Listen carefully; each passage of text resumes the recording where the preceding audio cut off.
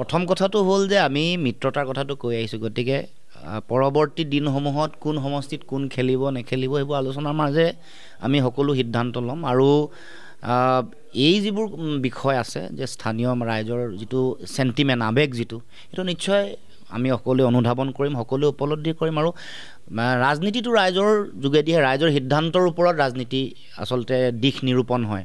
গতিকে ৰাইজে বিচৰা, ৰাইজৰ আৱেগৰ প্ৰতি শ্ৰদ্ধাশীল হৈয়ে আমি সকলোৱে এটা সিদ্ধান্ত ল'ব লাগিব। গতিকে মই আশাবাদী যে ৰাইজৰ যিটো আশা, ৰঙানদী সমষ্টিৰ ৰাইজৰ যিটো আশা, সেই আশা প্ৰতিফলিত কৰিব পৰাকৈ সিদ্ধান্ত লোৱা হ'ব। আমি আগৰ পৰাই কৈ আহিছোঁ যে বিধানসভা নিৰ্বাচন ২৬ চনৰ, তাৰ উপৰিও পঞ্চায়ত নিৰ্বাচন, সকলোতে আমি সমিলমিলেৰে মিত্ৰতাৰে নিৰ্বাচন খেলিব লাগিব, নহ'লে ফলাফল বেয়া হ'ব।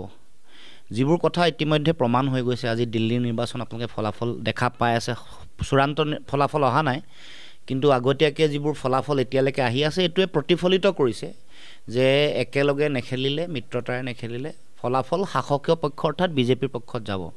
হাৰিয়ানাৰ ফলাফল আপোনালোকে সকলোৱে দেখিলে, তাৰ আগত মধ্যপ্ৰদেশৰ নিৰ্বাচনী ফলাফল, সকলোতে, আনকি মহাৰাষ্ট্ৰতো আমি দেখিলোঁ তেনেকুৱা ফলাফল। গতিকে মিত্ৰতা বা ঐক্যবদ্ধতাৰ অবিহনে বিজেপিৰ দৰে টকাৰে শক্তিমন্ত এটা অতি সাম্প্ৰদায়িক ৰাজনৈতিক শক্তিক, যি ধৰ্মীয় মেৰুকৰণৰ ৰাজনীতি কৰি মানুহক এটা মোহাচ্ছন্ন কৰি ৰাখিছে, বিভাজন আৰু সংকীৰ্ণতাৰ মাজত মানুহক আবদ্ধ কৰি ৰাখিছে, এই শক্তিক উৎখাত কৰিবলৈ হ'লে আমাৰ হাতত থকা একমাত্ৰ অস্ত্ৰটোৱেই হ'ল, শক্তিটোৱেই হ'ল একতা। গতিকে পঞ্চায়ত নিৰ্বাচনৰ পৰা যাত্ৰাটো আৰম্ভ হ'ব। পঞ্চায়ত নিৰ্বাচন আধাৰ, গতিকে ইয়াৰ পৰাই গোটেই কথাটো পৰিকল্পনা, চিন্তা চৰ্চা কৰিব লাগিব। আৰু ২৬ত আমি যিকোনো প্ৰকাৰে বিজেপিক উৎখাত কৰিবলৈ হ'লে আমাৰ যিটো মিত্ৰতাৰ ধৰ্ম, এইটো আমি সকলোৱে পালন কৰিব লাগিব। তাৰ কাৰণে কিছু এৰাধৰাৰ প্ৰয়োজনীয়তা আছে। তাৰ কাৰণে আমি সকলোৱে নিজৰ ব্যক্তি স্বাৰ্থ, দলীয় স্বাৰ্থৰ ঊৰ্ধ্বলৈ গৈও আমি ত্যাগৰ মানসিকতাৰে, এৰাধৰাৰ মনোভাৱেৰে গোটেই বিষয়টো আগবঢ়াই লৈ যাব লাগিব। কাৰণ আমাক